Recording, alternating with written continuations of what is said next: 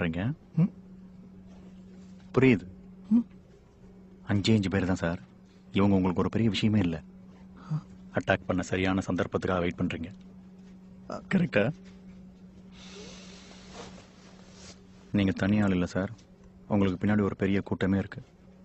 ராமர் கண்ணில் உதவுன மாதிரி என்னால் எதாவது செய்ய முடியும்னா ஒரு வார்த்தை சொல்லுங்க. வாங்க. அவங்களுக்கு தெரியாது.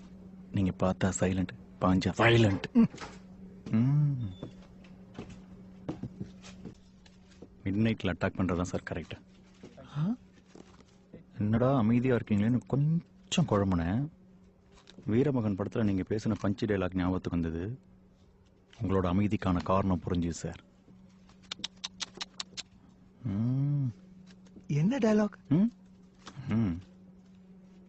காடு அமைதியா இருந்தா காத்து இல்லைன்னு அர்த்தம். கடல் அமைதியா இருந்தா அலை இல்லைன்னு அர்த்தம். நான் அமைதியா இருந்தா எதிரிக்கு நேரம் நல்லா இல்லைன்னு அர்த்தம். இப்ப நீங்க அமைதியா இருக்கீங்க.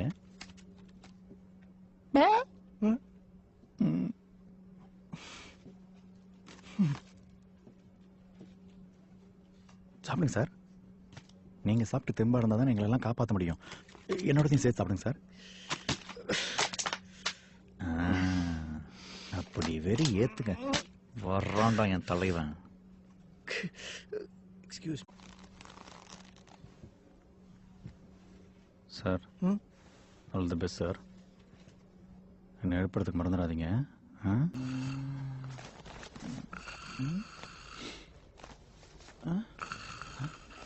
சார் சார் ஒண்ணுமே பண்ணலையா? ஐயோ, நான் ஒண்ணுமே பண்ணாம எனக்கும் கலாஸ்ரீக்கும் கனெக்ஷன் பெருசா கிசுக்கு செய்துட்டாங்க.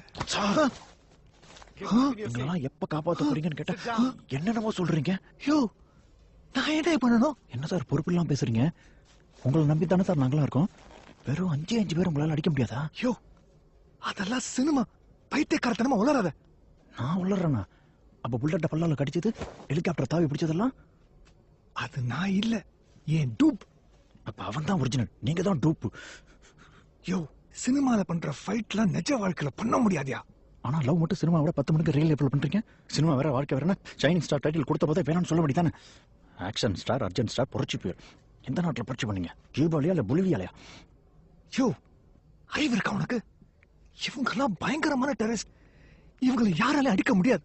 சரி, அடிக்க வேண்டாம். டேஞ்சர்மேன் படத்துல தீவிரவாதிகளை பேசி திருத்துனீங்களா? அது மாதிரி ஏதாவது பண்ணுங்க. நான் பேசி திருத்தினது நிஜமான டெரரிஸ்ட் இல்ல, ஜூனியர் ஆர்டிஸ்ட். நான் சொன்னா கேட்பாங்க. இவங்கிட்ட நான் போய் அப்ப எதுவுமே பண்ண மாட்டீங்களா?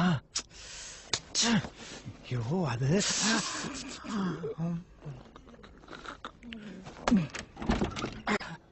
பாத்தியா? உன் பேச்சு கேட்டு நான் ஏதாவது பண்ணிருந்தா என்ன ஆயிருக்கும்?